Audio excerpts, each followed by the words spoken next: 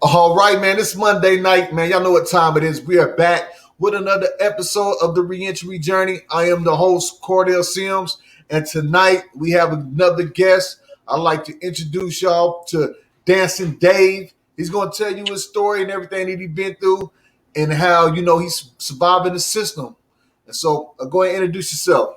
Yeah, well, thank you very much for having me on here. So, yeah, my name's Dave, and I go by Dancin Dave because that was a name that was given to me by a gentleman that I worked in the library with here in OCC, Omaha Correctional Center in Nebraska.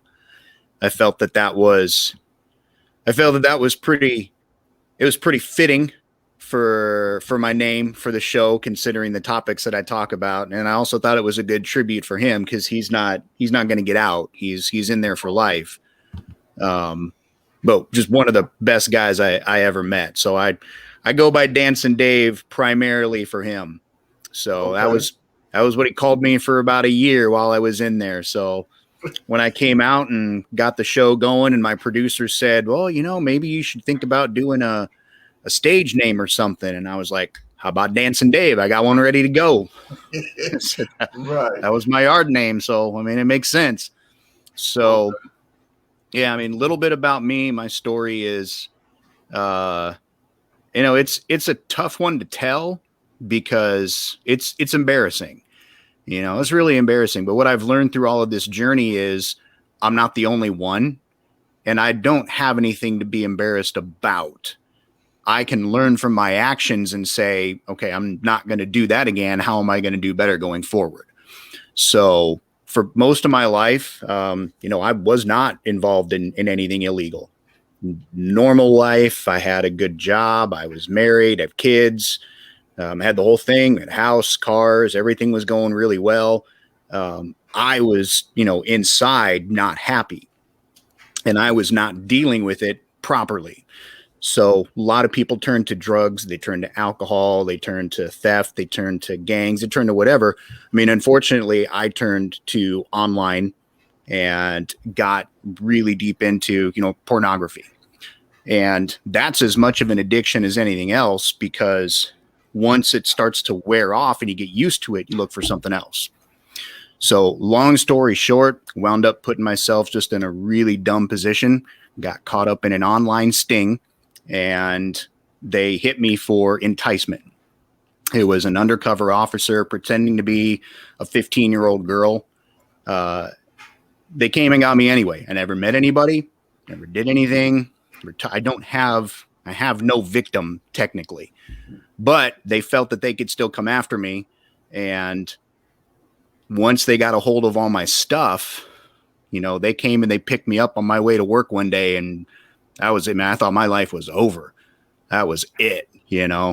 I was on my way to work and just got done watching my son graduate kindergarten the day before that. And the next thing you know, cop cars all over and sirens. And yeah, it was ugly. Mm.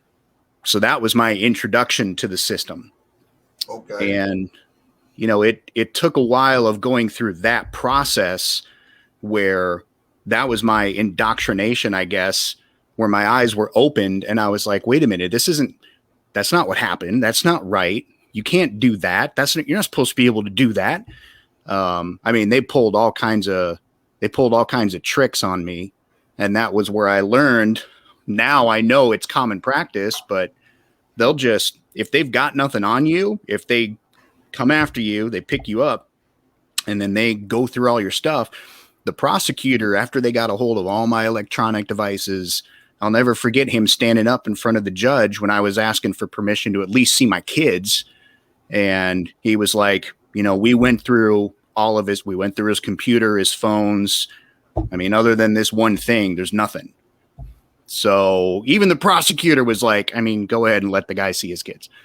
So I walked out, and my wife, who fortunately stood by me through all of this, I'll never forget her turning and look at me and going, well, that's not what they said when they came and arrested you.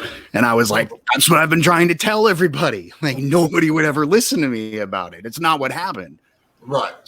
So through all of that, even with that, once it came out that they didn't have anything, the prosecutor doubled down and said, well, look, you either plead guilty or we're going to throw another felony on top of all this with you with a mandatory minimum on top of it. Right. So before we go on, so you're in this position for the first time. Yep. You don't really know how the court system, you don't know how this goes. In your mind, you're thinking, innocent until proven guilty. Yep. You ain't in the lifestyle, innocent to proven guilty. Nope. Things went down. I feel like I'm going to get my just due in the court. And then you get there and you realize now you're in this game. And part of the game is either you take this or we're going to add something else and then we're going to hit you with this. And if you go to trial, this is what we're going to give you. How was you feeling at that moment right then and there? Dude, I can't even describe how it messed me up mentally and physically. I was messed up. I dealt with a lot of psychological trauma because of that, because it was like my worldview broke. It just, and something inside my head. I dealt with, to say anxiety and stress is an understatement. I developed like this odd tremor where when I started to get too stressed out, my body would just start shaking. I couldn't speak properly. It was like a record in my head where it would skip and I couldn't speak. It was rough because it was like everything that I thought I knew was a lie and my world was crumbling around me. I mean, the story that they put out in the local newspaper painted me out like I was running some child pornography ring in the basement. And I have best friends. I was my best friend of, 3 decades at this point. I haven't talked to him since my arrest in 2014. He just cut off all communicate, wouldn't even give me the benefit of the doubt. We'd been friends since high school. I was the best man at his wedding. So I lost a lot of people in my life. I had a lot of scrutiny on top of me. My wife's family was pressuring her to divorce me, and it was rough. Right. It was a very, very rough time. So you throw all of that on top of going through the system and being like, well, that's not what happened. No, that's not, no, you can't say it like that. That's not what happened at all. And then to go sit down and talk to my lawyer and have him be like, they can do it. I mean, It's legal. And be like, this can't be right. That doesn't make any sense. And so all of a sudden my world was just shifting, completely shifting. And it was painful, really painful. Right. That answer your question, Will? Yeah, you did. It did. So you're sitting there and, that they hit you. I mean, everybody, now that you've been through it and you start to look back, it happens to everybody. Yep. That's just how it goes. And it's hard to really do anything. Like your lawyer said, well, you can't do nothing. So now you're facing time that you're going to be going to prison. You're going through this process, and then at the end, it's like, man, it's something that you can't do and you're about to go to prison. How was you preparing yourself for that? I'd been told I was going to get probation. So I was preparing for probation. Right. So that was what I was preparing for. So, I was preparing for trying to figure out how to live life like that. How to find a home for my family now having a record. How can I keep my job? Right. Are they gonna fire me? They stood by me through all of it. And they were incredible. Like I can't say enough good things about them. And I explained the situation to them the whole way through. Fortunately, the director of HR used to be a prosecutor. Oh, okay. So he got it. So every time I would come in and explain the situation, they stood by me. Because he'd be like, yeah, I get it. I understand. So that's what I was preparing for.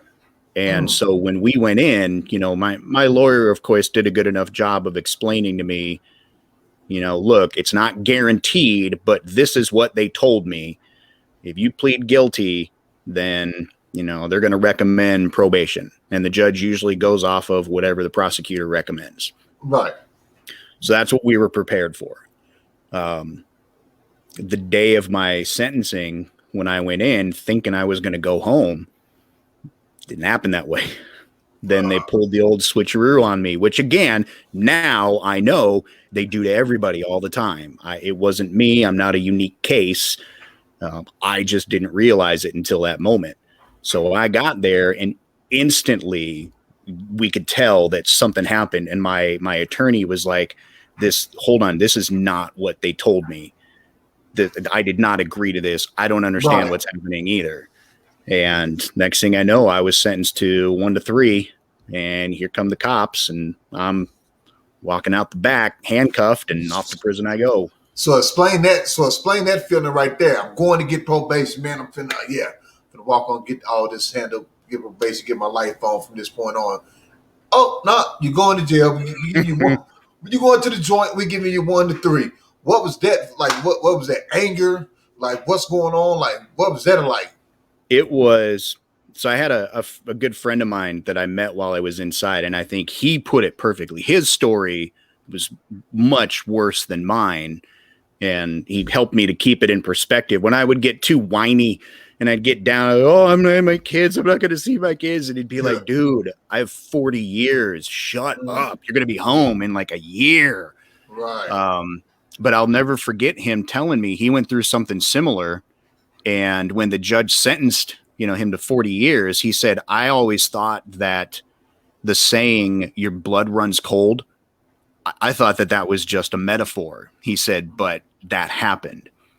And I remember thinking, yeah, that's exactly what happened to me too. Because as soon as that judge dropped that, I mean, the whole time I'm looking at my lawyer, because first of all, the judge he lied to do it. Right. He brought up, there was a neighbor that we had who had a history of falsely accusing men of doing things to her. Yeah. And so she found out that I got picked up and decided that she wanted to dogpile on top of that. So my wife and her mother went and talked to her and investigated. And as soon as they walked in the door, this girl's mother was instantly like, oh, Jessica, not again.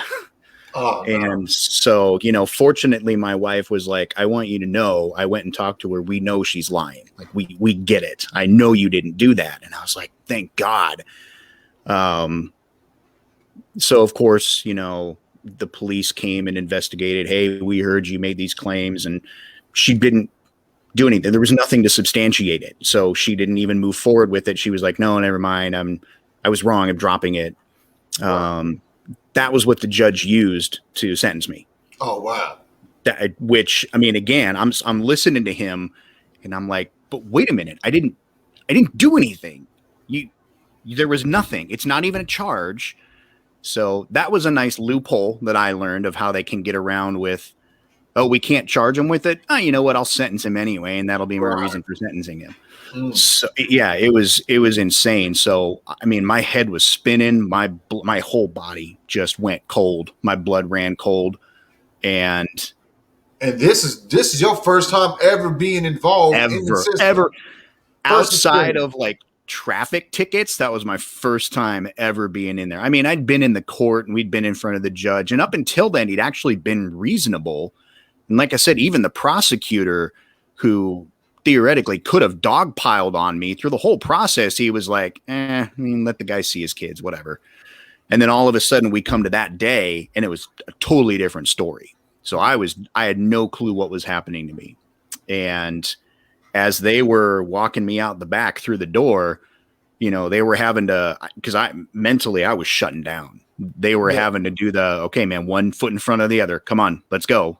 They weren't rude. They weren't mean, but they were, taking control and just having to be like, move your foot. Let's go. Come on, let's go. And got me back. You at the point like, man, what just happened? What's going on? Exactly. So I got back there and it was just such a rush of emotions and thoughts. I shut down.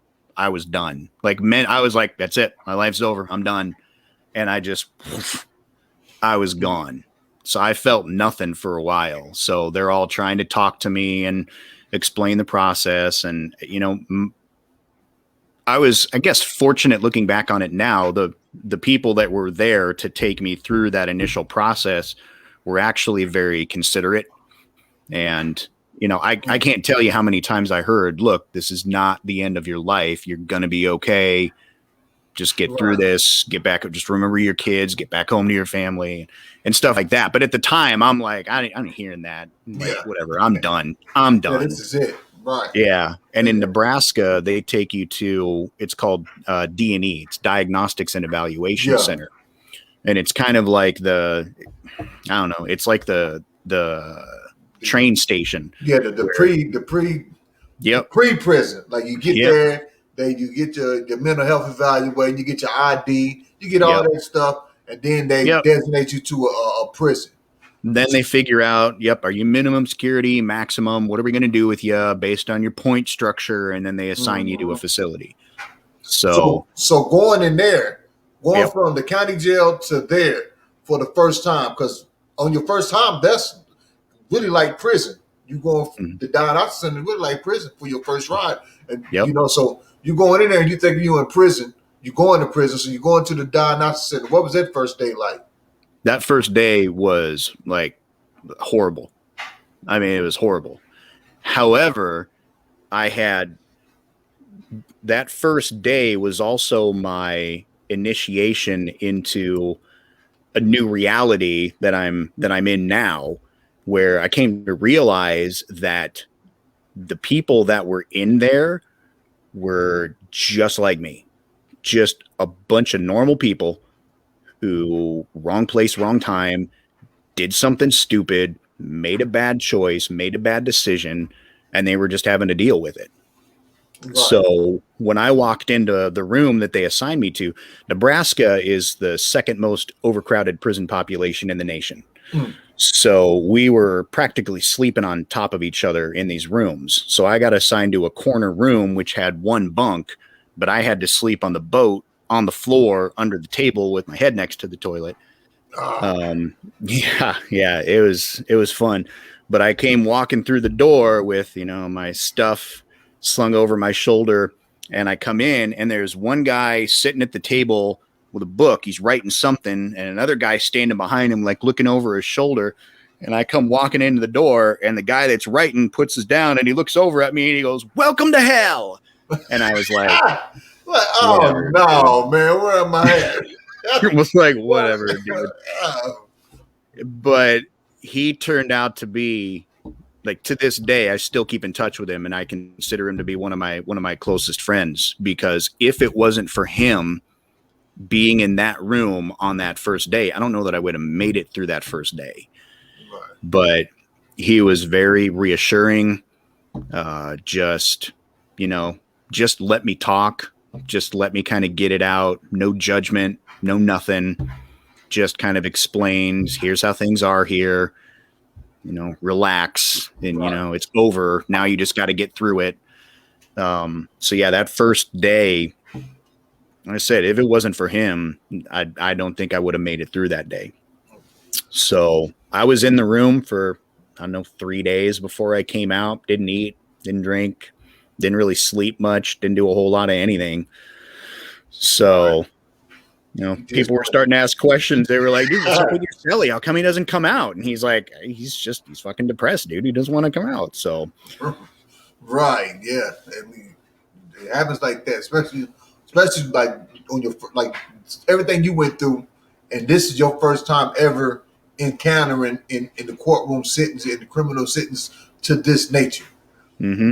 And then you get hit. Oh, you gonna get probation. Like, I know the feeling of getting probation. Like, I'm gonna get out, and then boom, that's like a major. That's like a knockout blow. Yeah, one to one. It just takes all the energy out, and now you got to go to diagnostic and go through all these hoops that you do when you go to diagnosis. As far as one, got to go to medical, get all these tests done. Then you got to go see the dental in the eye. You got to go get psych evaluation. Then you got to see classes, what type of classes you might. So now you're going from that to that knockout blow to going to this diagnosis center and going through all these things that you got to do just to get designated. Then you get designated. Now, I don't know how it is in Nebraska, but Missouri, once you get designated, you shipped off to the prison. So now you go and getting into a real prison. What was that like? There's no more dying now. So now you're going into an actual prison Mm. setting. So what was that? So what was that feeling? What was that like? So that was an experience because I was out on bail the whole, I think it was 8-9 months that all of this went down. Right. So I only spent, I don't know, 2-3 days in county, which was enough. Like it was bad. So when I got to D&E, that was my first prison experience. And then, they're telling me, oh, well, your points are really low. I mean, I ranked as low as you could possibly get on the scale. Yeah. So they were like, oh, well, your minimum custody should actually be work release, but there's no spots at work release. So you'll probably end up at OCC, which is the minimum security. That's kind of where they send you when you got about 5 years left. You can get some schooling and some programs, that kind of stuff, and then they send you out the door. So that was where I thought I was going. And then I was at D&E for six weeks. January of 2015, I was there for 6 weeks. I think it was like February 23rd. They came and picked me up and, knock on the door first thing in the morning, and CO opens the door and he's like, all right, Dave, come on, pack your stuff up. You're going to Phelps County. And I was like, where the hell is Phelps County? What are you talking about? What's Phelps County? And I'm asking everybody around. I'm like, what's Phelps County? And they're all like, I don't know what you're talking about. Nebraska is so overcrowded in the prison systems that they pay county jails to house prisoners. Oh, wow. So I went to Phelps County, which is in Holdridge, Nebraska, and I was there for 2 months. And that first month there was hell. It was just brutal because I didn't fit in with anybody. And I mean, of course, with my charge, I had a big guillotine hanging over my head waiting for somebody to come for me. But all they would do is they would sit around. They were all about that life. So they're all talking about doing their drugs and the guns and all of this stuff. And I'm sitting over here reading books and studying the Bible and things like that. And they didn't get me. So that first month was bad. And I got no sleep because their sleep schedules were off. I wasn't used to that. Oh, yeah. That's up all night screaming. Oh, and yelling. Man. Yeah. Half the pod was up all day and then they would sleep at night, and the other half would sleep during the day and then they were up all night. So there was always noise. There was always light. They never turned the lights off because they always had to be able to see you. So yeah, that first month, man, I was not doing well. No sleep, still mentally struggling. Now I'm in a county jail. I'm looking over my shoulder every second. Like it was rough. And then the second month that I was there is when things kind of finally started to go well. But that was because what I started to figure out was that the currency inside was respect. And if I treated them with respect, they gave me the same thing back. And to me, it was just such simple things. Like I got my money on my books first when we got there. So I was the first one able to order store. Mm-hmm. And one of the guys I came to D&E with there was just like, hey, man, can you just like grab me a bar of soap? That's all I need is a bar of soap. And I'm like, yeah, it's like 25 cents. That's not a big deal. To me, I'm like, yeah, it's 25 cents. I can spare 25 cents for you. Sure, no problem. But to him, it was, hey, can you help me? And I said, yeah, no problem. I was treating him with respect. I treated him like a human being and gave him some soap so he could freaking wash himself. Right. So just little things like that. And all of a sudden the guys there just started to respect me and actually treat me a little better. Okay. And so then it wasn't so much of a me and everybody else. It was just kind of us. Us, right. Yeah. So that last month was okay. It was okay. And they jokingly started calling me the Podfather because everybody would come to me when they needed something, Right. Okay. But I didn't look at it that way. I was like, yeah, I mean, dude, one dude was like, hey, I don't have enough money on my books. Can you get a card? It's my daughter's birthday and I'll pay you back in 2 weeks. And I'm like, yeah, dude, that's no problem at all. Like, I'll just get it for you if you want. And he's like, nope, I don't know nobody. He's like, I will pay you back. Okay. Like, it's not a big deal, dude. It's your daughter's birthday. Yeah, I'll buy your card. Exactly. Yeah. So I was there for 2 months. And then right when I started getting my feet underneath me, being like, okay, I can handle this. Then they moved me to NSP, Nebraska State Penitentiary. Nebraska State Penitentiary. Nebraska State Pen, yep. That wasn't a lower level. That's a higher level. Most state penitentiaries are higher levels, aren't they? It's a mix. Yeah, like in Missouri, like when they had Missouri State Penitentiary, like that was the deadliest. One of the deadliest penitentiaries ever in Missouri, if not the. Yep. It was a mix. Okay. So they had 2 units out back that were minimum medium. And it was just kind of like a big day camp. It was like just rows of bunk beds. I think there was like 100. So it was 100 of us all sleeping in this area together, like one big summer camp. Yeah. And then, you also had you had the lifers in there, maximum security, the people that had really done some pretty heinous things. Mm-hmm. So it was a mix. It was better because I had a lot more freedoms as compared to county, where I was stuck in that pod all day, every day. My bed was here, the TV was there, the bathroom was there. Like, I never left. It was all just right there. Yeah. Go outside and anything. Yeah. Now I could go outside and there were other people there. And again, that first month that I was there, it's just, I had just got settled. Now I'm back in this new environment, and it just took all the consistency away. And now I had to start over again. Met some good people, some good friends. Now I still keep in touch with them. And 2 months, that second month, I got my feet underneath me. Things going really well. I was doing okay. I was starting to work out, starting to get back out, starting to feel a little better. And then they come and tell me that my parole got denied because I was recommended that I do a voluntary programming that took a minimum of like 12 to 15 months to complete. And by that point, I had 11 months left on my sentence. Oh, wow. Because Nebraska does a 1 to 2. Yeah. So for every day you serve, you get 2 days credit. Oh, what? So, yeah. So my 3 years was a year and a half. Yeah. With the 1 for 2. 1 for 2, right. Yeah, I'd already been, I was 6 months in at that point, and I'm like, well, I'm never going to be able to complete this program. Like, I don't understand what do you want me to do? So that was my indoctrination to how stuff works on the inside and how it's not about rehabilitation and it's not about helping you get back out onto the street. It's just all about how can we keep you in here? How can we keep those tax dollars rolling in? How can we keep this going? How can we keep our jobs and keep our job security? Yeah. So because you going to that program is going to get them some more money. Absolutely.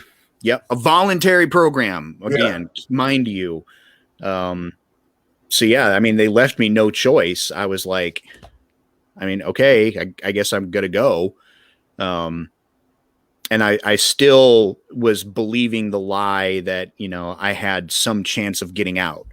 So I was like, well, I guess I'm going to have to go do this programming and we'll see what happens. And hopefully I can finish it up quick and get out. And so then they transferred me to OCC. And that's where I finished out the last 11 months. Okay. So that's where I was really able to hit my stride because I knew I wasn't going anywhere else. I knew I wasn't getting out until I was done. They were going to make me jam that number. Close your file on out. Exactly. So then it all started to click. And the programming, I got into the programming, and the facilitators would leave on a break, and we'd all look around at each other and be like, "This is the biggest fucking waste of time I have ever seen in my life." Like, we literally all just told them whatever they wanted to hear. Right. And I know they had to have known it, how they could look at themselves in the mirror and think that they were making a difference in anything. I don't know. Because the programs, that's basically what it boils down to. You're just going to really fake it till you make it. That's what they in the prison programs, that's where you really understand the term of fake it till you make it. Yeah. Oh, absolutely. And the stuff that they were giving us for recommendations, I mean, I'll never forget it. You know, I still got the paperwork here somewhere. I brought it home with me. I told my wife, and I was like, nobody will ever believe me. I have to keep this so that I have documented proof. So, I mean, I was in there, and I'm, you know, considered a sex offender. So my programming is called O-Help. And it's all, you know, dealing with sexual nature type of stuff, and all the people that are in the group are people that are convicted of similar crimes and worse. So I'm in the program, and I'll never forget, this is the day that I was like, I'm done. This is the biggest waste of my time. I'll jam my time out and do it myself. They handed out a piece of paper giving us different ideas and different strategies that we could use to handle stress, how to handle stressful situations when they come up. And it was things like mindfulness, meditation, and exercise, and stuff that now I look back on it and I'm like, okay, yes, that has some merit. However, they were putting too much weight on it. You know, there's a lot of deeper issues. Mindfulness meditation was not going to help, you know, the addiction that I had, just because I didn't like myself. And that was what I had to deal with. Mindfulness meditation ain't going to do jack nothing. Exactly. So, and then the next one down, and this is where I was like, wait a minute, this doesn't sound right. They recommended that we check out books and watch movies about like true crime stories and disasters to make ourselves feel better watching other people go through that. No, like the whole thing was, read a true crime novel and be like, well, I feel better. That's not me. Yeah. What part of the treatment plan is that? Yeah. I was like, are you kidding me? This is mental health. And then the last one was have sex. And they were like, obviously you have to use, you know, your better judgment with this one. And then she walks out of the room, and I looked around and I was like, if any of us could exercise our better judgment, none of us would be here. What the hell are they doing? Sitting in here in a group of people who are convicted of sexual offenses and telling us to have sex to deal with the stress that we're under. How is this? Like, how do they get away with this? And it's on the paper. I still have the paper. That was when I walked out and I was like, I'm done. You know what? You guys are going to make me jam my time out anyway. I'm not going to make myself go through this. I'll never complete the stupid program anyway. I'm done. And so I voluntarily checked myself out of the voluntary program. And then, yeah, they didn't like that too much, but there was nothing they can do. So you checked out the program. You feel like, I ain't going to get nothing out of this. No. So how did you start preparing yourself or working on yourself while you was incarcerated? So I was fortunate enough that, well, number one, I met an incredible group of people, and especially one person in particular, my friend Sean Bina. He was one of the founding members of the 7 Habits on the Inside at Tecumseh State Prison.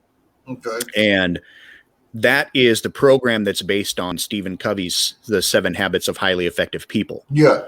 So he was one of the founding members, and that book changed his life. His story was kind of similar to you, where that was his 4th number, and he was in for, I think he did like 15 years on that number, and he had like 6 for, they got him for check fraud or something for Fed time. So he had to do 6 months of Fed after he got out. Okay. But it was that 4th number that finally got him. And that was where he started to work on himself. So that 7 Habits class was extraordinarily impactful for him. And he became a mentor to the other classes that started to come up. So people would go to him and just be like, hey, man, I need your advice. Hey, man, I need your help. And so I got to hang around with him a lot because we gamed. We played Pathfinder, the role-playing game. Okay. And so we would go out and we would game.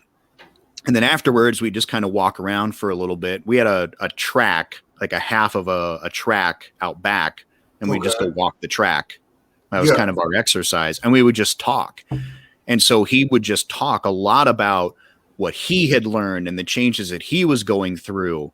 And, you know, when you surround yourself with people like that, it can't help but rub off. Rub off, right. Yeah. So I worked in the library, which I was fortunate. 2 guys in my room. I had an 8-man cell, and 2 of the guys there, one of them was my bunkie. They worked in the library, and I love to read. I love to read. Okay. I love to educate myself. I love to read for fun, all that stuff. So I asked them, said, hey, do you have any openings in the library? And they were able to get me in at the library. And so I was able to have access to a lot of the self-help books. The librarian that was there, her name was Denise Morton. She was very insistent that we were going to stack a lot of self-help books out on the shelves. Okay. And some of the guys would try to tell her, they'd be like, Morton, nobody's going to read these. And she's like, you might not want to, but somebody needs to read it. And she was one of the decent ones that I met inside there. Genuinely was trying to help people turn things around and change their lives. So I read just a lot of different type of self-help books. Favorite book you read while you was incarcerated? What's the name of it? That is easy. It is Harmonic Wealth by James Arthur Ray. I ain't never read that. Harmonic Wealth. Harmonic Wealth. I cannot recommend it enough. Cannot recommend it enough. Probably the single most impactful book on me I've ever read in my life. It came through one day. She would get donations, and a lot of times she would go out and she had a small budget and she would buy books, and somebody donated that book. And so they would come through, and part of my job was when she got the donations, we'd go through them and see, okay, do we already have some of these? Is it a popular book? Do I need to put it out on the shelf? Do we toss it? And she'll go give it to one of the other facilities or something. So I was going through all these books. And when you get the book or when you look at it, you'll see, but it's a picture of James on the front of it. And he's like got his arms crossed like this, and he's wearing a suit, and he's kind of looking up at the camera, and he's smiling. And I looked at it and I was like, Morton, this is the cheesiest book I've ever seen in my life. Nobody's going to read this. She was like, well, let's put it out anyway. And I was like, okay, if you say so. So I got it up and entered it in the system and put it out on the shelves and didn't think twice about it. And then a few weeks later, I was done reading whatever book I was reading at that point, and I was looking for something new. And I just happened to be walking by, and it popped out at me. And I was like, all right, don't judge a book by its cover. All right, let me take a look at it. So I opened it up and I read the inside jacket, and I was like, okay, this is all right. You know what? Maybe it's worth it. I'll give it a shot and see what I can do. So as I started to read it, then I was like, oh, I didn't realize that it was this guy, that this guy actually was a pretty big, well-known name. Have you ever seen the video, The Secret? Yeah. Or read the book, The Secret? He was in The Secret. He was one of the guys that was in there with James Arthur Ray. Yeah, I think so. He was in there with Bob Proctor and John and all of those guys. Okay. So, but it didn't click until I was like, oh yeah, he's, for whatever reason, he's the guy that people forget was in that thing. Was in it, right.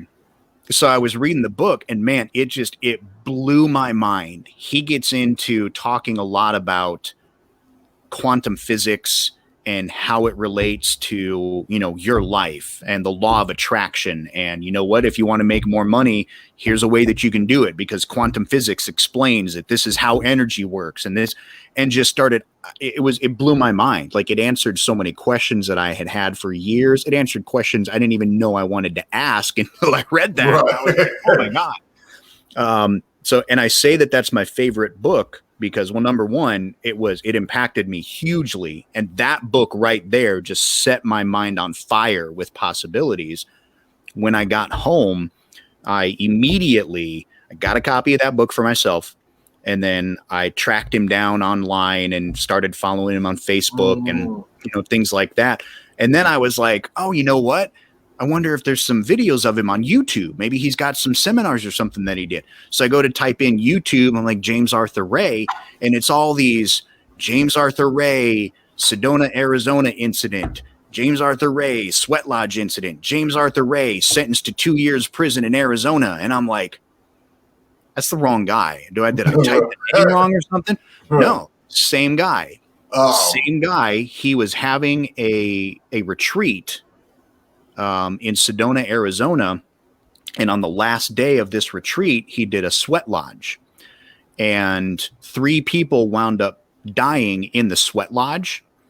And the state of Arizona decided that they were going to come after him and hold him accountable for it. And so he wound up doing 2 years in state prison in Arizona. Wow. And so in the back of my mind, I'm like, well, who the hell else to help me figure out how to be successful after coming outside of that than somebody who's been there, been right through it with me, and now is come back out. And by that point, he was out, and he'd been out for a few years, and he was back in the personal development game and holding events. And so there was an opportunity where he was going to hold an academy called Prometheus Academy and teach people how to coach like he coaches. Mm-hmm. And I was like, what the hell? Let's give it a shot. I'm going to fill out the application and let's see what happens. Let's roll the dice. What's it going to hurt? Turn that application in. 24 hours later, I got an email back from his assistant. Hey, James would like to talk to you. Oh, wow. Next day, I'm on the phone with James Arthur Ray talking to him about this. And, long story short, I spent 3.5 years working one-on-one with him, learning how to be a coach. So I had the opportunity to work with him in seminars, one-on-one, face-to-face, on Zoom meetings. You put that energy out there. It's kind of like what them books be talking about. Yep. Put that energy out there and it came back around. That's crazy. That's and it. On the reentry side, one thing that stuck out to me was how you said, like, when you got out, you ordered the book, then you wanted to find out more things about it, videos or something, so you went searching. You was actually creating a mentor. Yep. Without even him knowing that he was your mentor. Yep. But the thing is, it came back around full circle where you got to meet your mentor, and work with them. And that's crazy because I did the similar thing when I got out. It wasn't a book that led me to, but when I got out, I was still on searching for knowledge and finding some motivation every day. So I would listen to Eric Thomas. Then I ran across this guy named David Shan, and he was like a business coach, but he was a motivational coach. Mm-hmm. And it was just something about him that attracted me. Like, I focused in on how he was moving, things that he was doing, because he made it seem so simple. Then I ended up joining his program, and that's what elevated me. And I ended up meeting him, and I've been in the program 3 years, That's awesome. Now. So I understand it, and I always tell people, like, it's a must when you get out of prison. If you can't find a physical mentor, find you a mentor online. They don't have to know they're your mentor, but find someone that you can watch, listen to, read their book, and tune in with every day, because you're going to need that, because you might not have that outside people that's going to come in or be there, but you can have somebody like you got access to somebody that's going to give you to that knowledge every day. And that's what I did. And that's exactly what you did. So I'm glad you said that. Outside of that transition, once you got back, re-entered into society, was there any other obstacles or things that you had to face when making that transition? Oh, absolutely. I mean, when I first got out, especially, and I don't know what it is that just makes it so true that it's just that first few months that you get out, but you find more out about what you shouldn't do than what you should do. I don't know if it's like the universe just kind of being like, no, here's your boundaries now. This is what you've got to work with, or if it's just a societal thing or what it is. But I mean, instantly it was my church. Okay. I had the same things, like housing was okay. We found somebody who rented a house to us, no questions asked. My wife had been working with him while I was inside, so he established some time, and he was like, whatever, you pay the bills on time, I don't care. Right. So he was a good guy. So housing was taken care of. Job, it took me about 3 months to find a job. Like, that was a tough one. Being turned down a lot, not even for my charge, but it was because the insurance companies wouldn't cover me. So I ran into a lot of employers that were like, I'd love to hire you. You've got a great resume, but my insurance company won't cover you if you come to work here. So what about their insurance won't cover? So what about they didn't have any like state bonding like the company would get just for hiring you? They did. Like there's those tax credits for reentry work and hiring somebody within the first 12 months of their release, and up to $5,000 out here. They weren't messing with you. I mean, that insurance they'll get hit. Jeopardy. Yeah, and it's more than the credit that they'll get. They're like, no, it's going to cost me more in the end. Right. So, but I finally found a 1099 position where I wasn't technically an employee, so I didn't have to worry about any of that. And so, but it still took me like 3 months. And then it was just little things. Like I said, I started to mention my church. And I'd been going to the church before anything ever happened with me going through the system. And my wife and I were there. Our daughter, Ariana, was baptized by the pastor. The pastor came and visited me all the time, was extraordinarily supportive through everything. And then all of a sudden I get home. And before I got there, he came to visit me and he was like, look, we really want you to come back. We're excited to have you there. But our insurance company doesn't like that people are on the property. So you have to sign this contract basically stating that you're going to be with like an escort the whole time you're on church property. He's like, but you can make the escort whoever you want. The way that he explained it to me was, it was just like, we have to just give the insurance company something to keep them satiated, just so that they get off our backs, and you can come. It's not a big deal. Well, my dad went to the church too. And so he was like, yeah, just have your dad be your escort. You're with him the whole time you're there anyway. And I was like, oh, okay, no, that's no big deal. I can do that. Right. Yeah, I'll keep the insurance companies off your back. No, it wasn't like that. It was, they expected that to be fulfilled and followed to the letter of the law. And so there was one day, I remember specifically, apparently somebody had talked to my dad. And so I'm in there and I go to the bathroom and my dad gets up and I'm like, what are you doing? He's like, I got to come with you. I'm like, dude, I'm going to the bathroom. He's like, I have to go with you. And I was like, you have to go with me to the bathroom? And he said, yep. Oh, wow.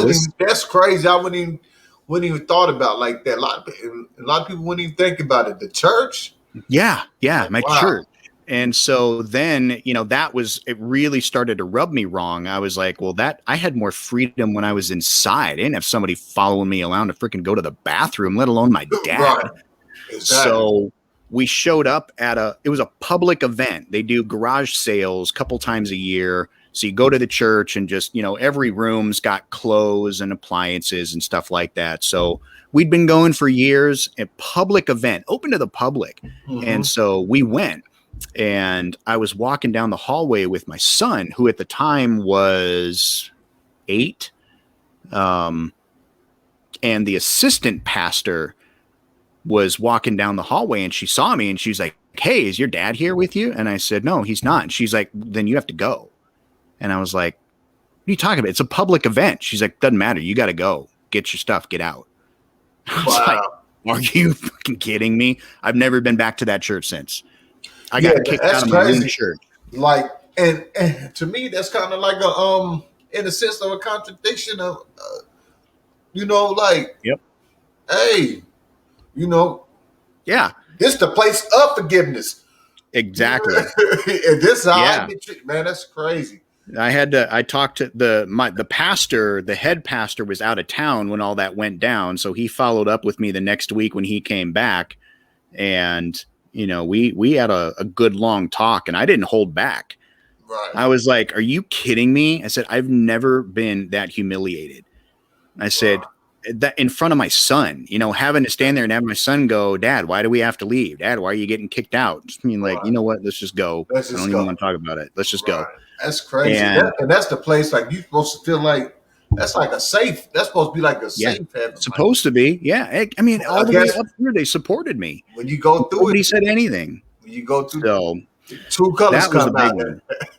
Yeah, that was a really big one. Yeah, that is a big one right there. Because when you get out, I always talk about when you get out, you surround yourself with things in the community, do some service. Church being one of them. So to go to the church that you've been going to all your life and then to get treated like that, that almost like that almost takes your hope away in a sense. Like Yeah. Oh yeah. the church, like man, like, Yeah. that's crazy. So I had to tell that pastor, I'd be like, I will never, ever recommend for anybody that has ever been through the system to come to this church. I Ever. wouldn't either. I wouldn't either. Yeah. That's crazy. So, one word that would describe this journey, your journey, what would it be? Oh, rebirth. Rebirth. Yep.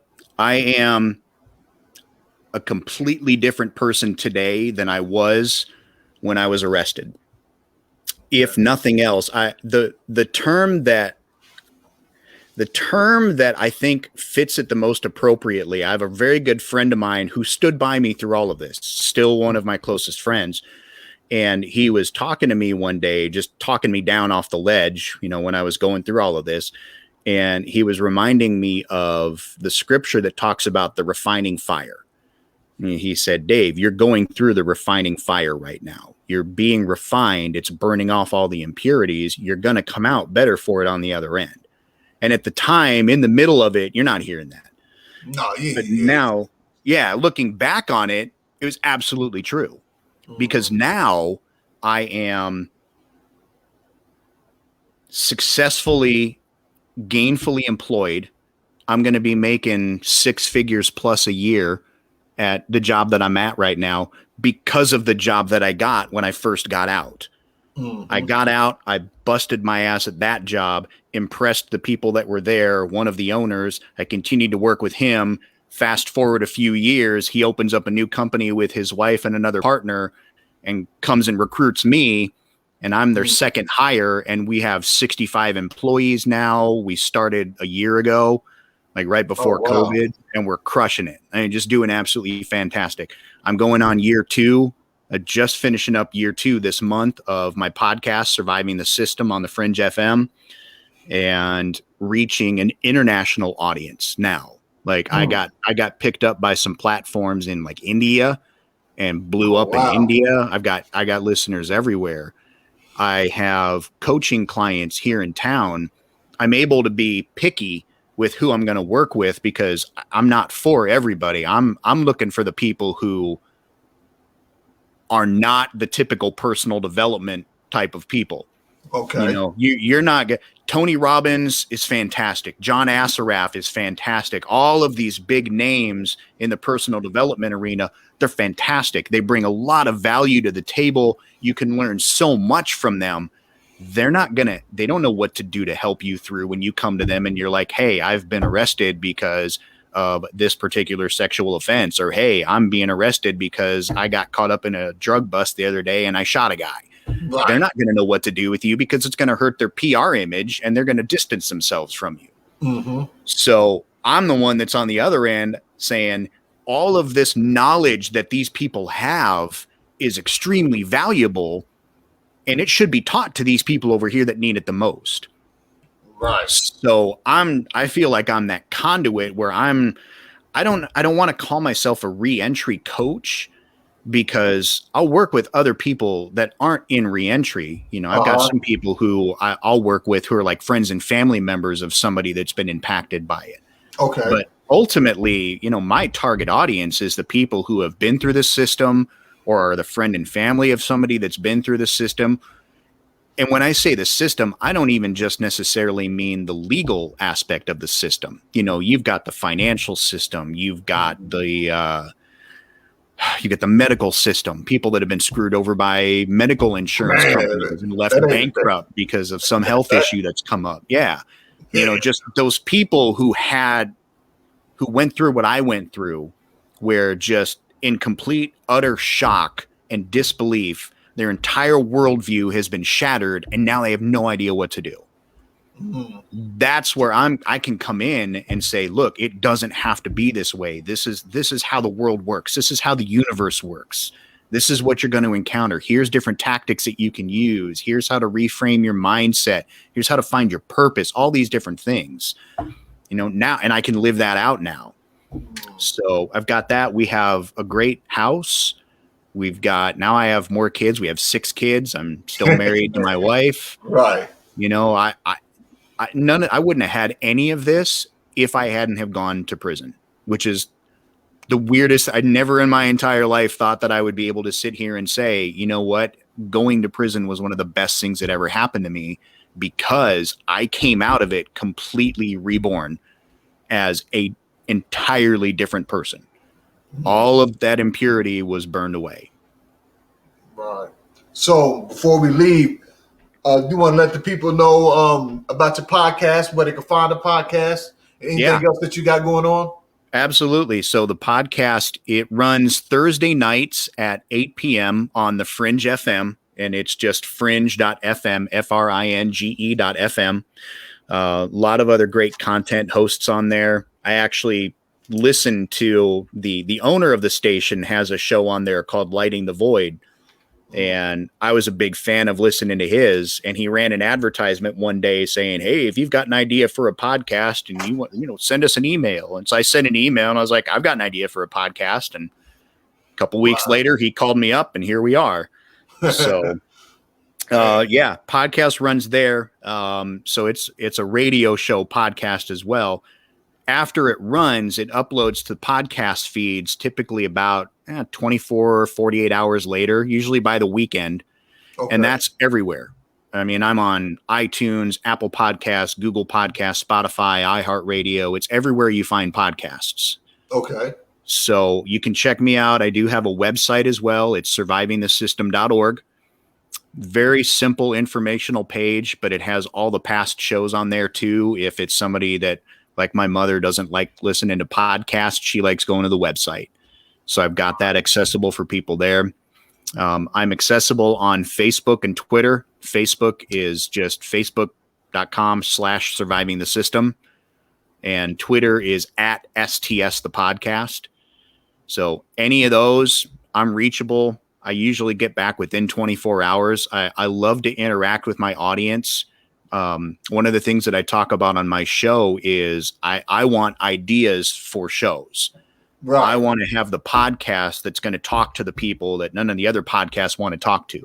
I want to talk to, I had my friend Sean Bina that I talked to you about earlier. When he got out, when he was in finishing up his federal time and he was on probation, I brought him over to the house. I sat on the computer in one room. He got on the phone in the other room, and I did an interview with him and put a podcast out. I interviewed a lot of the people I was inside with, the people that I've encountered since I've been out. So I consider it not just my podcast, but it's a podcast. It's a platform to allow people to tell the stories that need to be told. Right. So use the website, use Facebook, use Twitter, get a hold of me and say, hey, I think I've got an idea for you, or hey, here's my story. I love that. Absolutely love it. And I'll probably have you on if you've got a good story that you want to tell. All right. Great. Well, I appreciate you coming on, sharing your story, sharing your knowledge. Somebody will be impacted by the story when they watch it, when they hear it. I appreciate the work that you do in the reentry field and helping those that's getting out of prison or surviving the system, whether it's prison, whether it's the medical system, where it's, it's just the whole overall system that needs to be changed. I appreciate that, the work that you do. Thanks a lot for being a guest. Maybe we can hook up, stay in touch.